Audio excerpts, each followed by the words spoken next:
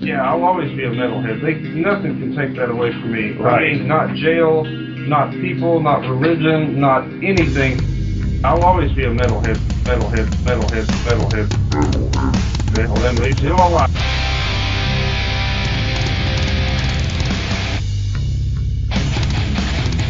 You're listening to the Great Metal Debate Podcast.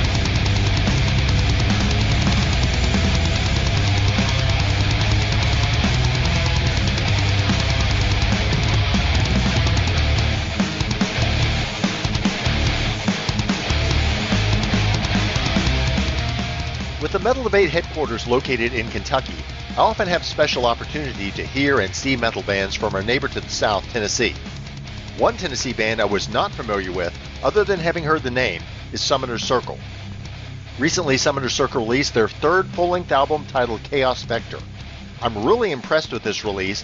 There's a lot of elements to like here, and I'm excited about the direction the band is going with their music. While my general preference is to provide some contours of an artist's music for these reviews, I'm not certain how best to categorize the music of Summoner's Circle, and certainly don't want to pigeonhole them into some genre designation that might limit the listener from hearing the true extent of their reach. But I'll say that this is music that creates heavy atmospheres instrumentally and vocally, primarily using harsh vocals. Appealingly, in my opinion, Summoner's Circle has a very European metal feel. If I didn't know they were from the shadows of the Appalachian Mountains, I might assume this band hailed from the icy hills of Norway. Let's dive in. The album begins with The Message, a minute-long intro instrumental with ghostly spoken words that gives a quick hint of what is ahead. This segues into the first proper track of Black Horizons, which assaults the listener with dissonant chords presented in up-tempo fashion. As throughout the album, the vocalist varies his vocal style here, providing a range of death growls, black metal shrieks, and moans. Too often in the darker metal genres, vocalists trade aggression for range. Not so with Summoner's Circle, and it's a huge constituent of what distinguishes their sound. Both the vocals and instrumentals contribute to the album's ubiquitously eerie feel, especially evidenced in tracks like The Beyond and Vessel. The latter song starts and ends softly, between engaging in solid crunching guitars and blast beats. I appreciated how this track develops, including the tasteful, melodic lead break. On The Beyond, the album finale and one of the longer tracks at more than 7 minutes, the bassist keeps the low-end thumping, bringing forth perhaps the doomiest feel to the record. The short track Chrysalis also has a cool, spooky texture to it. There's really not a bad track on Chaos Vector, with each song providing some variety yet still a cohesive feel. The title track is an angry, almost metalcore execution in parts, and I really like how the time change midway through that gave the song more room to breathe. The Hierophants has almost a new wave of British heavy metal feel, with a pacing and guitar melody, albeit delivered with a bit more brutality and black metal atmosphere. The apex of the album, in my opinion, is the song Terminus Egress.